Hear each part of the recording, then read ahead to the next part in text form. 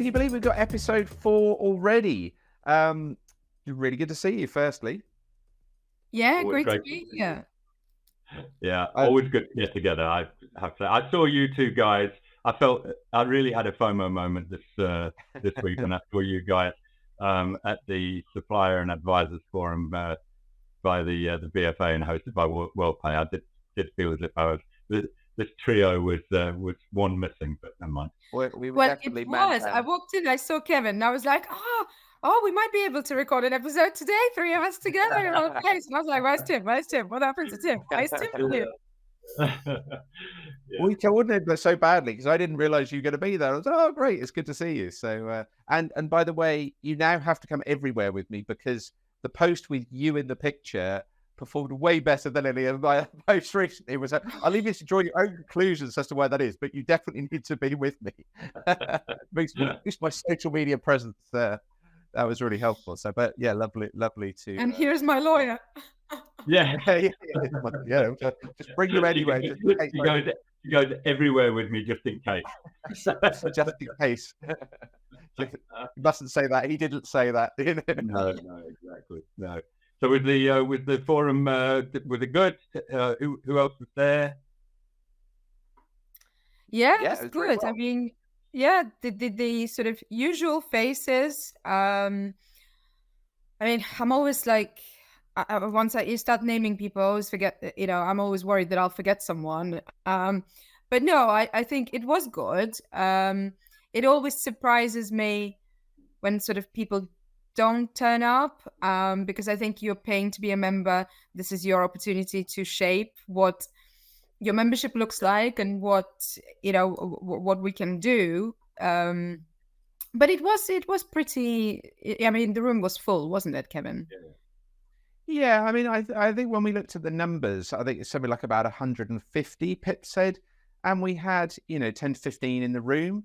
I think actually that's not bad. I think in any kind of when you do any of these networking kind of thing, you only expect a small percentage of people to show up, just because certain percentage will be on holidays, certain people will be in meetings, and so I don't think it was that bad actually, in terms of a turnout. It was good for me. I literally joined the BFA the day before, so it's like, yay, it's my first kind of BFA meeting. It's just very good. So yeah, no, that's good. I mean, I think on the supplier side, it's probably then I get what you're saying, Kevin, but there probably needs to be some encouragement to get more suppliers there, because look, we all know that when supplying to the franchise sector is a really specialist thing of what suppliers do. The franchisors have specific needs and wants and requirements for themselves and the network. And understanding, we always talk about this in franchising, don't we? Understanding how franchising works. There's not a playbook on it. There's not a manual to say this is how it works. You have to feel your way through it. Exactly, but this is where I personally feel that actually, if you engage with the sector, you get more out of it, because and especially for all the newer the new suppliers and advisors, I would always encourage them to turn up to as many events as possible, because that's the only way of really getting to know franchisors, getting to know your fellow suppliers and advisors, getting to know franchisees, it's all about the people. And we all keep saying, we always say that it's all about the people. But I think franchise industry is very special in that respect, and very different from other industries, because it is about relationships. And it is much easier to build relationships when you're there face to face. And actually, it's really funny because, one of the Peter from NatWest Bank was there, and I've seen him at other events, but I've never really spoken to him that much. And then the next day I was speaking to somebody who said, "Oh, you need to speak to Peter," and I was like, "Oh, I saw him just yesterday." So it's kind of like it's just really funny how it works, because you speak to people and people mention people and you get introduced and doors open. Yeah. I think your point about learning about the franchise industry, as somebody who's kind of been in the sector now for about 18 months, I'm starting to form partnerships and have discussions about, collaborations and so on. And to some extent, this is a collaboration, obviously. And I was talking to somebody earlier on today who isn't in the franchising sector about collaborating on something. And I kind of realized in talking to her how much I'd learned in the last 18 months by just showing up and talking to people, finding out the pain points, finding out how this whole kind of dynamic works between franchisor and franchisee, where the problems are, where you think there are opportunities but aren't, where there are other, the whole thing basically. So you just got to meet people and talk to them, right? Yeah, absolutely. I think that really is the key. And I always, when you realize that the relationship between supplier and brand has one other leg to it. Every other supply agreement that you have with customers, or a supplier has with customers, is customer and supplier. Here we have supplier, franchisor, franchisee. There's a triangle, and there's a whole lot of complexities within that triangle. Who pays who when? How does it all flow? Do you deal directly with the franchisor? Do you deal directly with the franchisees? Are there service agreements in place, or is it a mandatory requirement for them to use a supplier or otherwise? It's extremely complex, and just as you say, you're getting to know everybody, getting to know all these different relationships that you can have within the sector as well. And I think you're right. As a new supplier, turn up to as many events as you possibly can. And I think this is a challenge for some suppliers, is that the upfront investment in bringing it all to fruition for both parties is a long journey. But once that happens, it becomes so much easier. But we've seen, the investment that some of the big suppliers that are currently supporting the sector really, really well now have been around for a couple of years. Kevin, you're one of the smaller suppliers, but you have really come in both feet and worked really hard to develop relationships and learn about the sector. And I think some of the other suppliers, recent suppliers, have done exactly the same thing. Yeah. And absolutely, I couldn't agree more. I think it's one of those that it can be hard to enter the sector because, especially if you're part of a big corporate, you might have, bosses or whoever who is kind of going, where's my ROI? Where's my ROI? What's my ROI? And the point is that, and this is where I always say the franchising, it's big and small at the same time because it's big, but actually it can be, it's quite a closely knit community, and people don't just sort of let strangers walk in and take the. So it is it is about that long-term investment, because people want to know that you are committed, and that you are committed to understanding, to learning, and you're committed to supporting them. Because I suppose from a franchisor's point of view, I'm not interested in working with a supplier who is only here temporarily. Because if I make that commitment to recommend that supplier to my network, right, I want to make sure that these guys are in it for the long run. Exactly. As a franchisor, it's going to be a pain for me to start changing suppliers, swapping, changing, updating my manual all the time, saying this, use these. My franchisees are going to get pissed off, right? Yeah. So I guess when you think about it in those terms, you can see why franchisors are very picky, and rightly so. Absolutely. I mean, ultimately what you want is a supplier who becomes an integral part of the brand, who becomes part of the success formula. And as you quite rightly said, you don't want suppliers to be jumping in and jumping out. You've got long-term relationships with your franchisees who you've got to spend a lot of time building up trust and have a collaborative relationship with. You're absolutely right. You don't want suppliers jumping in, and you want them to be part of that trust model, part of that collaboration as well, building success. I was talking to one of the very big suppliers in the sector just recently who said they had gone to their corporate level and said, we cannot have regional business development managers trying to get their way into the franchise sector. We have to have a specialist team in the franchise sector for this business to work so that particular company, they've told the regional business development managers, stay away from franchising. We've got a team who deals specifically with that, which again is important. Yeah, that makes sense. Yeah. Interesting.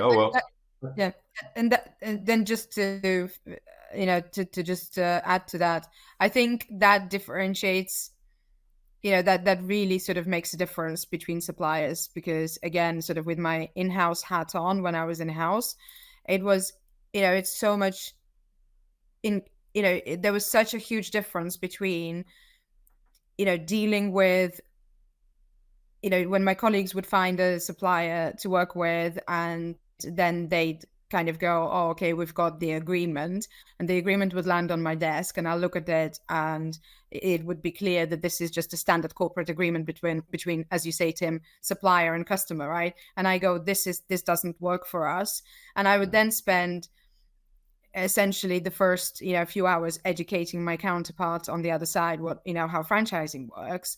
And there was a huge difference between those who would turn around and go, okay, all right, well, we are curious when, we want to learn more, and we want to work with you, and we want to understand and make sure that the agreement, works. And those who would just kind of go, nah, this is our standard agreement, don't know what you're talking about, just sign it and leave it. And you kind of go, I'm banging my head against the brick wall here. Yeah. And the franchisor generally will say, okay, we'll leave it. In my circumstances, because it just generally doesn't work otherwise. I've not seen it work unless the supplier is in both feet, fully understands what's going on. Yeah, it's really, really important. Yeah. Anyway, while you guys have been gallivanting up and down the country, having photos taken together, etc., I've been fiddling around with video and what have you, and trying to make myself look really cool online. Well done. Well done. Thank you, Maestro. No, I appreciate it. Very good. Yeah, I mean, it's been a real learning curve for me the last couple of weeks, I have to say. I mean, I've been dipping in and out of video for probably, a couple of years now, but I've never really felt truly comfortable with it.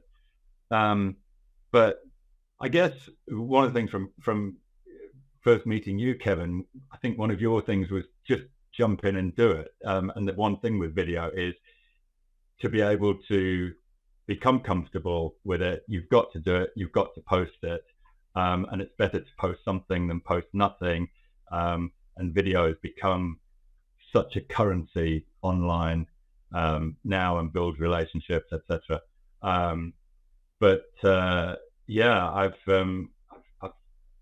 spent a morning last week recording a whole load of videos, which I'll use for different content over the next couple of months. And now I'm starting to do some editing as well. I mean, that's I honestly never thought I was going to be able to do it. How did you find the editing? So, I mean, we all live in a world now with 2 or 3 screens. So I've got one screen with a YouTube tutorial on it, another screen with Canva open, and I'm going start, pause, and then just move over to the other screen and do a little bit. I was surprised, first of all, at how simple it is, really, to just get the basics done. It's like learning anything new, really, isn't it?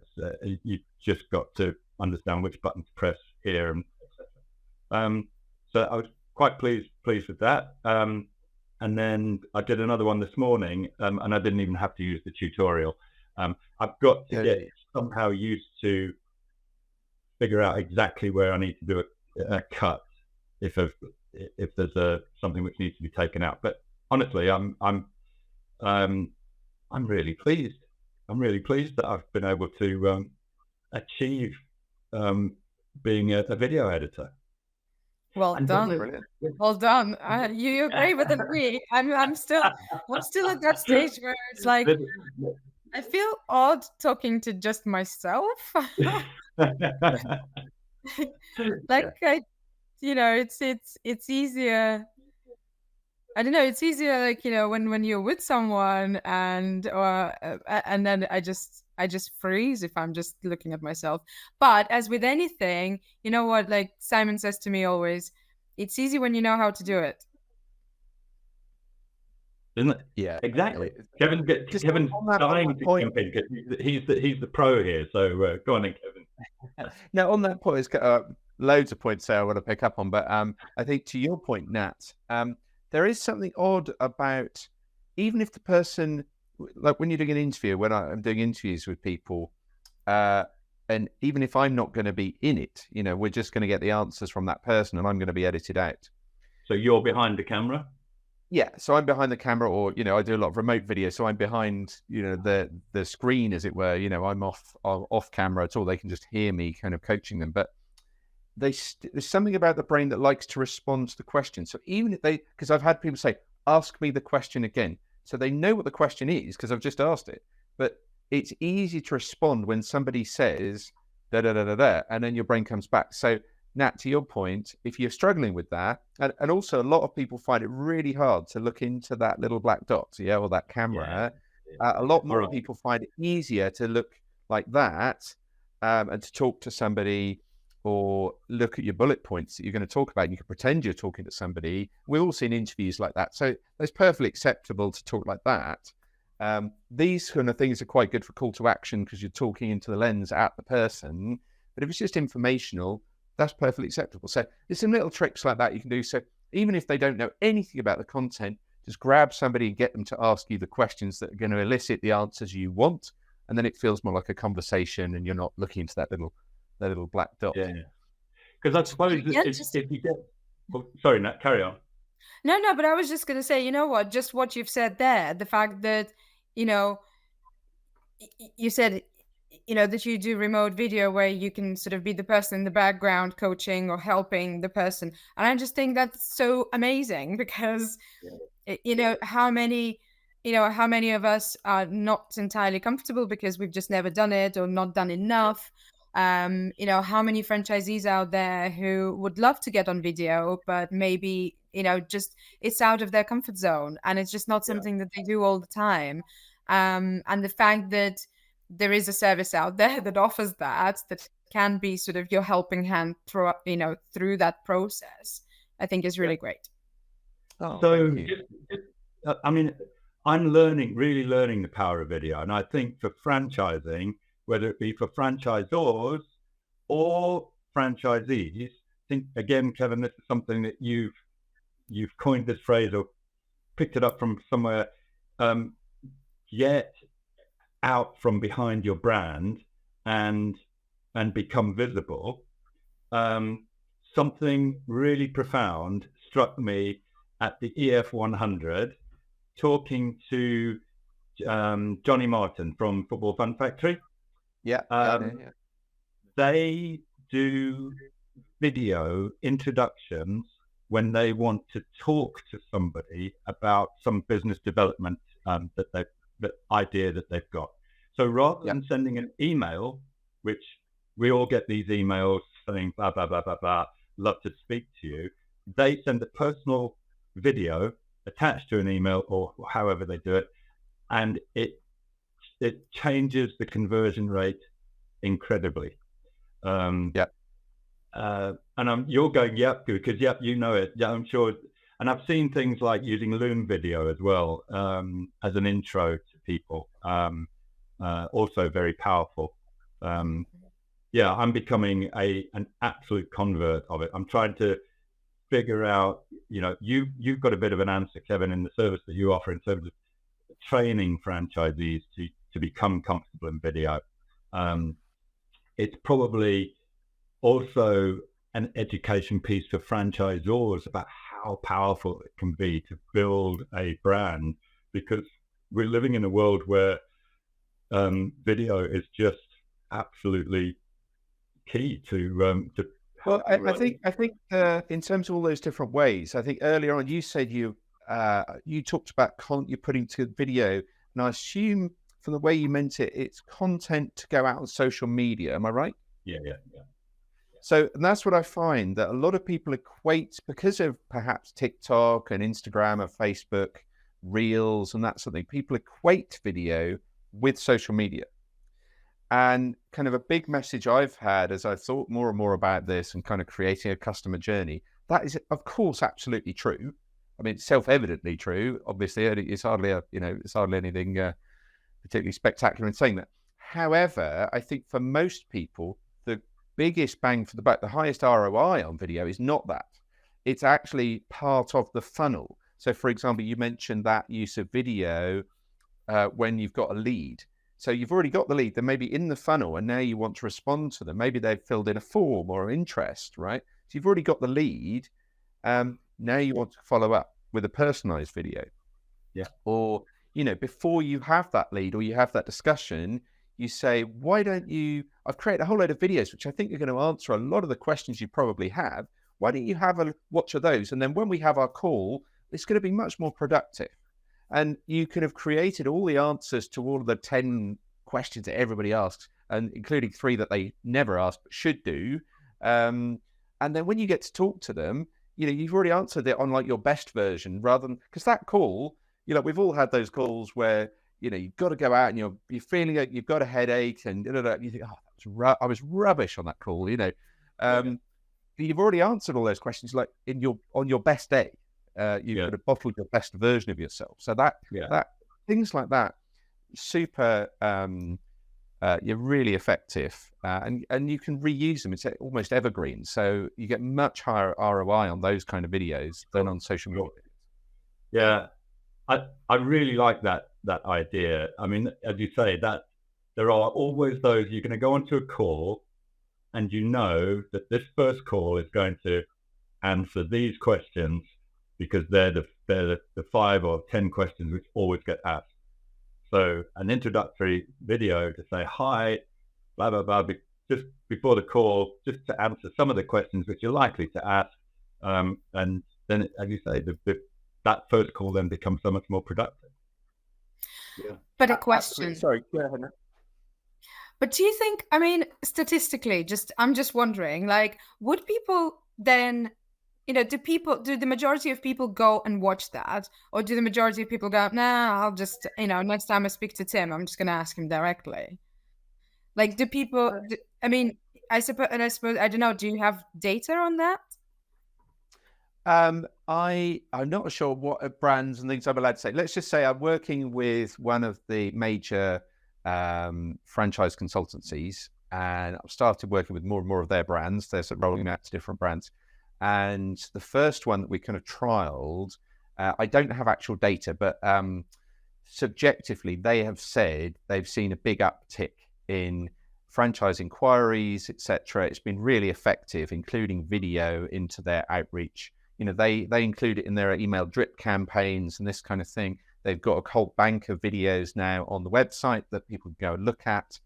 And I think the thing is, you've got to kind of ask yourself, if someone's not prepared to spend 10 minutes looking at 5, 2-minute videos, do I really want to spend an hour talking to them? Like, because they're obviously not that interested. So if they don't want to do that, they can't be bothered, well, I probably don't want to talk to them because they're probably not that serious. And so I often talk about this as like a qualification step.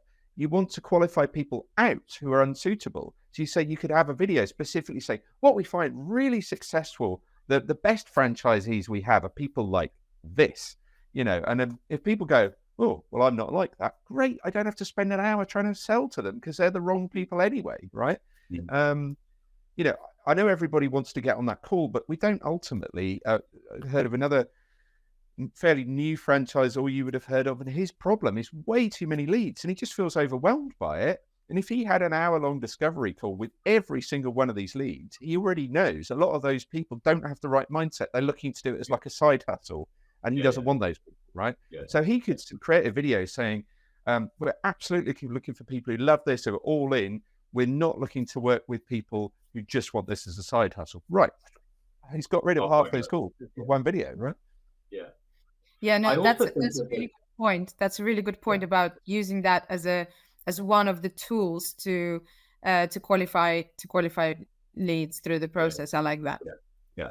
So you get rid of some people. And then the other one is also, I think, because it is so quick to be able to do some of these videos as well, such as Loom, etc. So you can have your bank of pre-canned videos to go out, but Loom can make it, or something like Loom can make it very personal.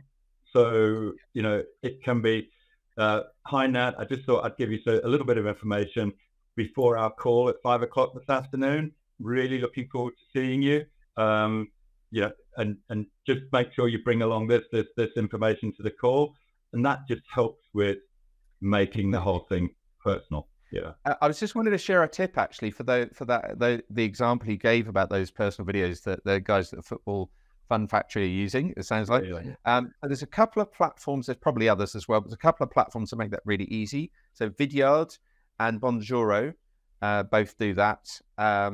And what they advise, I think Bonjoro was saying they tend to work better if you're outside. I don't know why, but people tend to respond to them better if you're outside. Maybe it just feels a bit more casual, less formal. And the other thing that can work well, I was just looking around to see if I had it. I used to have a little whiteboard. I've got it down here, I think. Hang on, let me see if I can get this out. But no, it's not there. Oh, there it is. Yeah, there we go. We're going to get this bit edited out, Kevin. It's probably going to be, here we go. I always demo this, so it'll probably be the wrong way round for you. But what they do is they create a little animated GIF, which is an animated image without sound, and they embed that in the email and they make it clickable. So it looks like that is the video. There's a little play button in the middle, but actually when you click that, it launches a website with the video, which means A, you can tell if they clicked it and watched it, and B, it means you're not sending people massive video files because you don't want to be doing that, gumming up people's email. Right, yeah. What you do to get around that, because they don't know, because they can't hear it, that it's for them. They might think it's a generic video. So what you do is you hold up a sign and say something like, "Hi, Brian." You go, "Hi, Brian." And this tells them that oh my goodness, they made a video for me, right? And they're a lot more likely to click it if you do that. Right. Little tips and tricks. Yeah, I'll just use my dogs to attract attention. Yeah, there you go. Perfect. Yeah. Right. This is Rosie, and she has a message for you. Yeah. I bet that would work. I bet that would work. Everybody has a dog, right? Yeah. That's and you're a pet franchise as well, Yeah. That's been really interesting. There you go. I've learned a lot just by telling you guys what I've been messing around with this last tip on the editing, just very quickly, Tim. If you're of a certain generation now, lots of people like doing this on phones using things like CapCut. I find it a little. My thumbs are too clumsy. I'm more mobile with these than these, right? Which tells you something. But for the kids out there and the kind of the younger guys, that they will find that easier. The other thing is Canva's a great place to start. And there are lots of other tools out there that sort of do pseudo video editing. Yeah. After a while, that can get limiting because you start to want to be able to do things. You think, "Oh, how do I do that?" And it's not really designed for that. Like Canva has got some really lovely transitions. They've also got they will also animate things that are static. So if you take a Canva template with lots of elements to it and then just click animate, it'll make all of those things go, and then you can export as a video. So you can add movement to things that don't move, which is quite nice. But once you get kind of a little bit further, you probably want to get onto something like Premiere or some of the other kind of more advanced tools. But the jump is quite big. It can feel a bit like a sledgehammer to crack a nut. I feel as if I've climbed Mount Everest anyway this week. That's enough for the time being. But no, it's been a really good learning experience, I have to say. So the other thing we got into. Thank you. The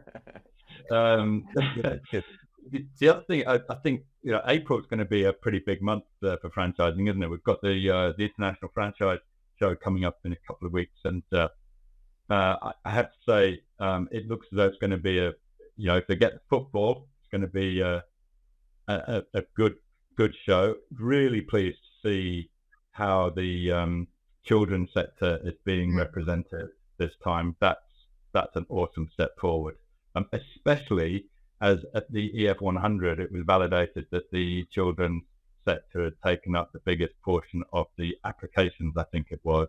So yeah, I mean, I don't know if anybody's got any idea of the number of brands in the children's sector, but I would guess it's a couple of hundred at least.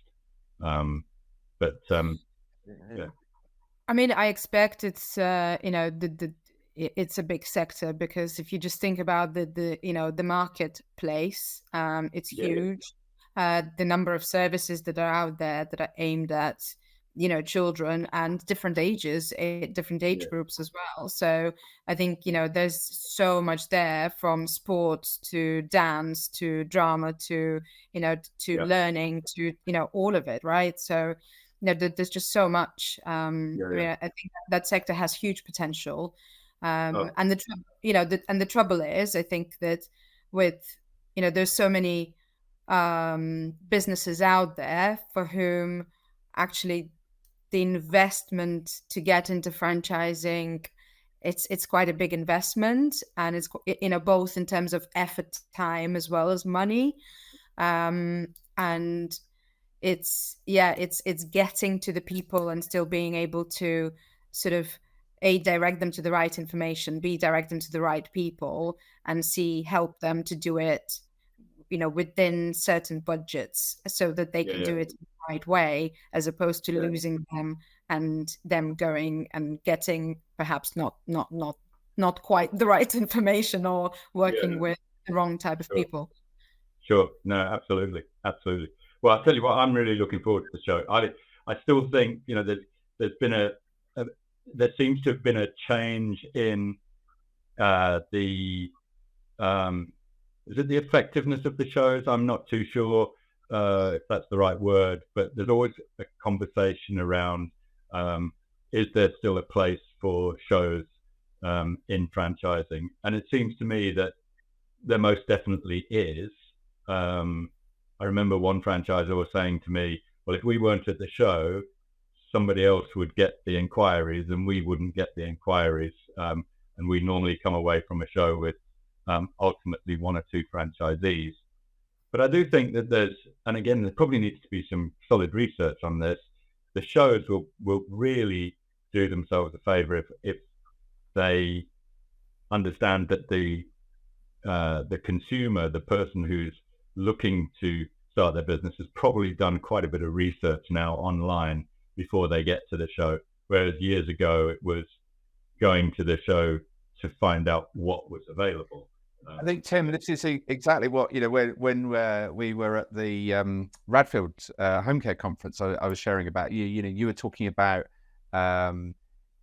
making connections with your local community, and Josh was talking about, online marketing, and I was talking about video, and the point is that the science says that you trust people when you find them. One of the ways you can build trust is to see people in more than one location, and that could be physical or virtual, I guess now. So if you see somebody on Facebook and then you see them at a show, and then you've maybe got a piece of collateral, or you've looked on their website, if they're not in lots of different places, you can't bump into them. And the more you do bump into them, you kind of have that feeling, they're everywhere, right? Mm-hmm. And there's something that you trust about things that are everywhere. So the problem is people got so used to looking at their stats on Google or Facebook. When I do this and I get the follow through and I get that much percentage conversion and all the rest of it, which is great.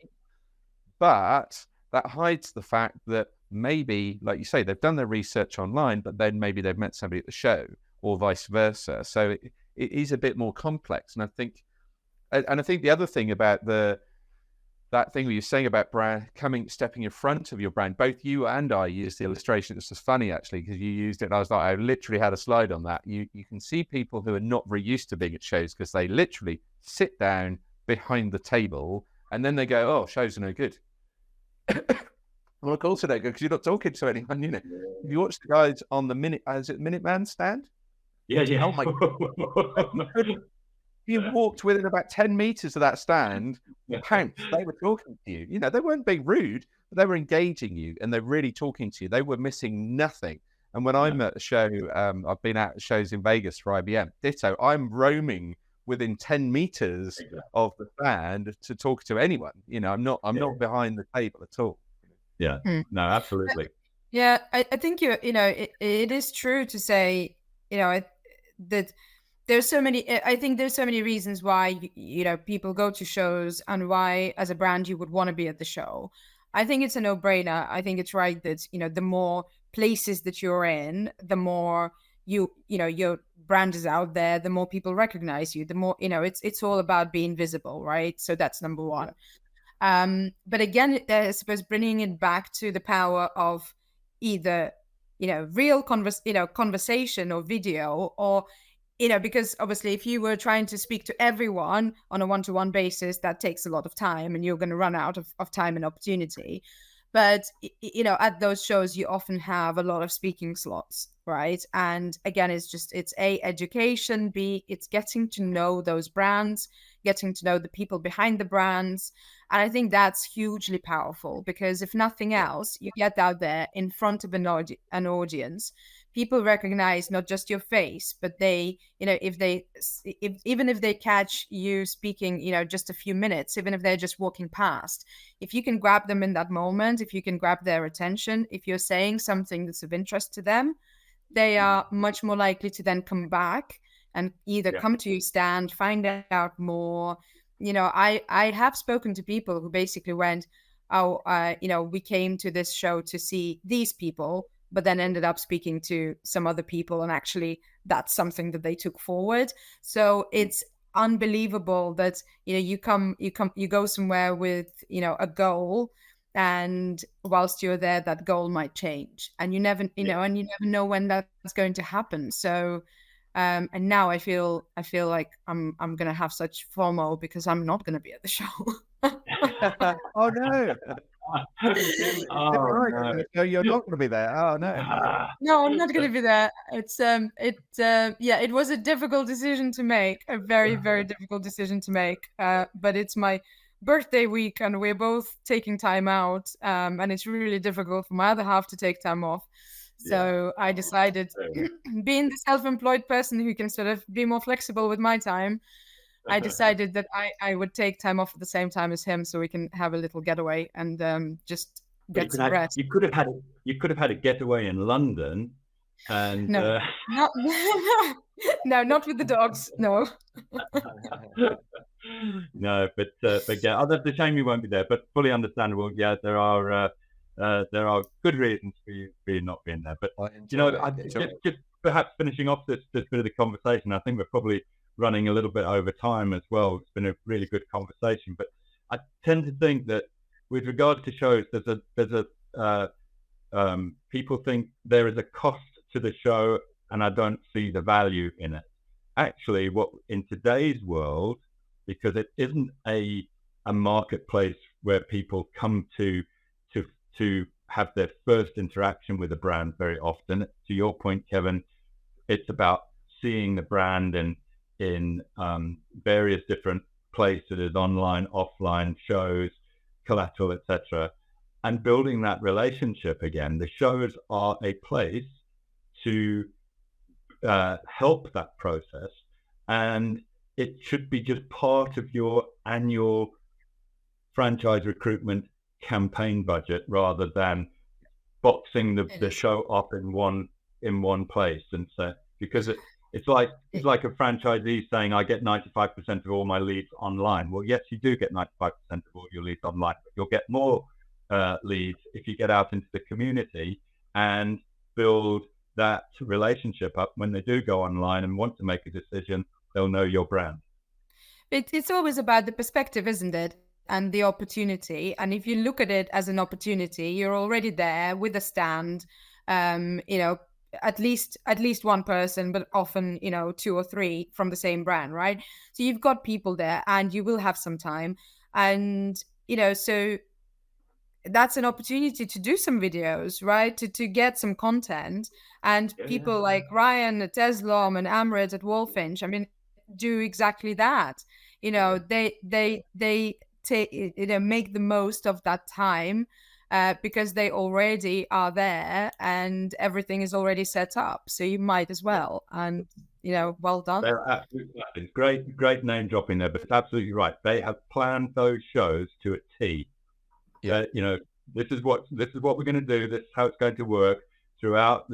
It's hard work, but they are great examples of not just turning up and standing on the stand or sitting behind the stand.